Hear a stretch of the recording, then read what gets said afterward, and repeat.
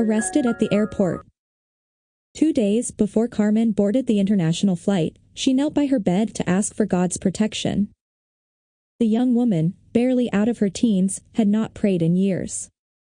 She wasn't sure why she felt compelled to pray just then. But she was filled with despair, and she poured her whole heart into her prayer. God, please protect me and take care of me, Carmen prayed. Guide me because I'm doing this out of a desperate need. Please don't allow the police to catch me. That night, she had a dream. She dreamed that the police arrested her and placed her in handcuffs. When she woke up, she dismissed the dream as unimportant. A day later, she boarded the plane for the long flight from Brazil to Spain. Carmen trembled for the duration of the 12-hour flight. She was terrified. She remembered that she had tried to take the trip a month earlier, but things hadn't worked out. She remembered that her mother had told her many times, "Return to God now while there is still time." She prayed non-stop for the 12 hours. Please give me peace, she prayed. Give me protection. Calm my heart. She asked God to guide her. Please fulfill your will in my life, she said. Upon landing in Spain's capital, Madrid, Carmen gave her passport to an immigration officer and passed through passport control without any problems. But when she collected her suitcase in the baggage claim area, the police stopped her. Follow us, a police officer said. Carmen followed the officers to a room, where she was told that her suitcase had been inspected and something illegal had been found inside. Carmen was placed in handcuffs. You are under arrest, an officer said. Carmen remembered her dream. She silently asked God for forgiveness. But there was nothing else that she could do. Police took her directly from the airport to a prison cell.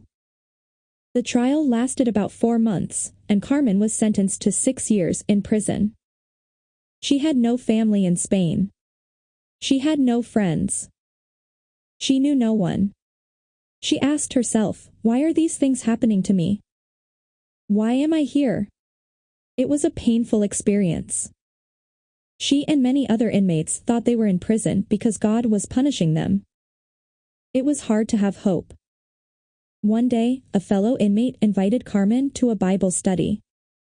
Nice people from a church are visiting us, the inmate said. They are offering Bible studies.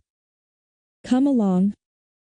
Carmen went to the Bible study and met Julia and Santosa, 2 Seventh-day Adventist women from a group of 10 who visited the prison regularly. It was her first meeting with Adventists. Carmen liked the Adventist women. She felt welcome and accepted. She felt a sense of protection. As they read the Bible together, she began to feel God's presence in her life. She particularly loved reading, "The Lord is my shepherd, I shall not want. He makes me to lie down in green pastures, he leads me beside the still waters. He restores my soul, he leads me in the paths of righteousness for his name's sake. Yeah, though I walk through the valley of the shadow of death, I will fear no evil, for you are with me." Carmen felt like she was not alone. She began to have hope. After starting Bible studies, her life got better and better.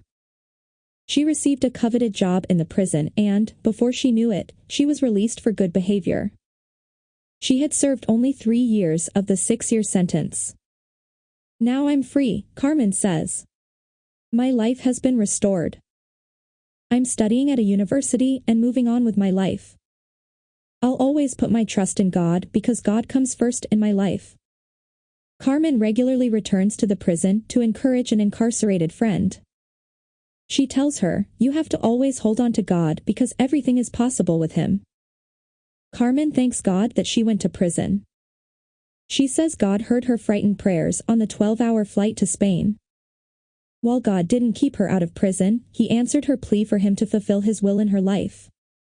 He brought her into a close relationship with Him. I feel very ashamed of my mistakes, but I want my story to serve as a lesson to others, she says.